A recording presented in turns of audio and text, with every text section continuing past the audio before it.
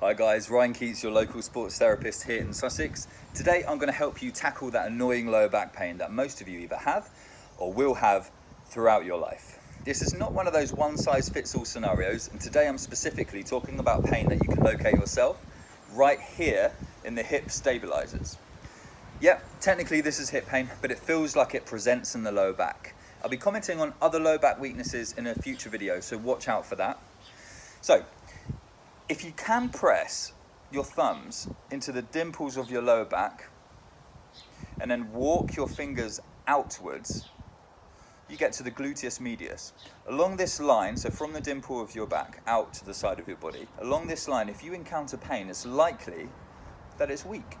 Truth is, we all sit too much, losing the function of arguably the most important muscle group of the body, the glutes. Okay, so grab yourself a tennis ball. I've just found this in the garden. I've got absolutely no idea what it is, but I'm going to use it anyway. The area we've just located around the hip stabilizers, okay, so across from the dimples of the back, across into these gluteal areas here, okay? Place the ball there, and then lean against the fence. Have a little roll around, just make sure you found the right area of tenderness. Oh. Some people even find that the pain refers slightly down the legs, slightly lower into the glutes, maybe even to the hamstrings.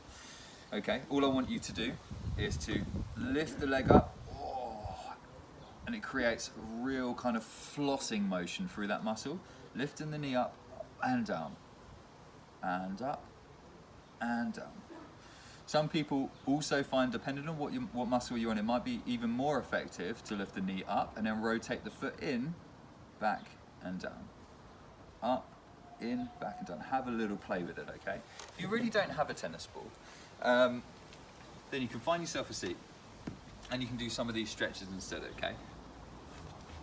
Lift the leg over the knee, okay? Rest it there. You can either push the knee down and move forward or move the foot back and lean forward, okay? Not hunching with the low back, but you're leaning with the hips, so hinging from the hips forward until you find that stretch into the glute that's into the knee that's bent, and then hold it for around 10 seconds. I wouldn't do any of these exercises for more than 10-15 seconds to begin with, but you can do them 3 or 4 times. Okay, so we're going to start strengthening the area using toe tap techniques. Okay, so find yourself a wall or a fence. Place your hands, you're not going to lean, but you are just going to place that to stop any swaying from happening, because the back is going to be straight at all times. You're going to toe tap to the side, diagonal, and reverse.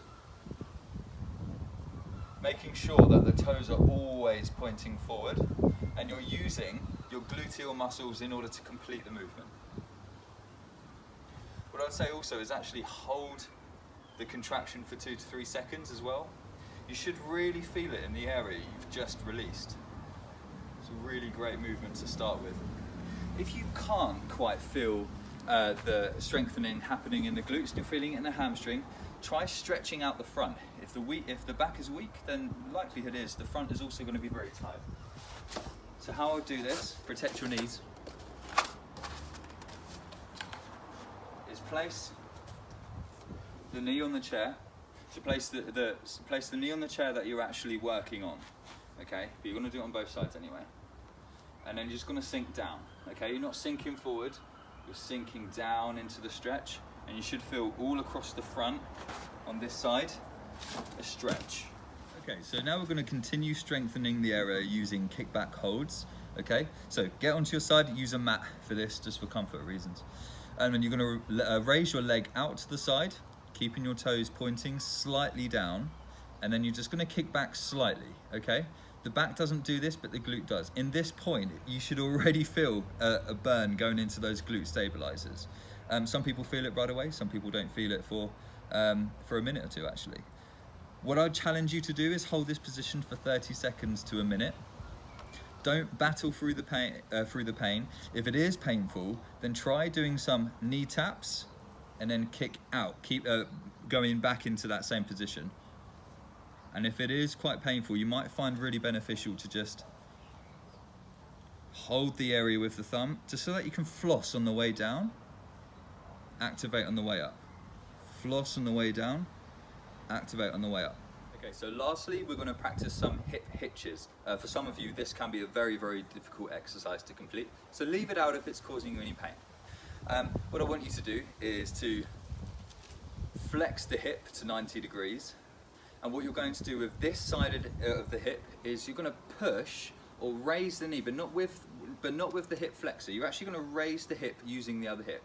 So you're going to move as if you're drawing against the wall with this hip. You're going to move the hip up and down, so hitching. You should feel the burn on the standing stabilizer.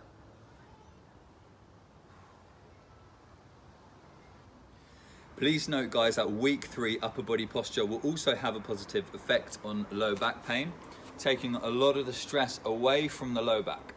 If these exercises aren't helping you or making the pain worse, then it's a good idea to get checked out by a health professional. Don't hesitate in messaging me at stryankeats or emailing me at sportstherapy@backblog.co.uk. Stay safe, stay positive, and stay healthy.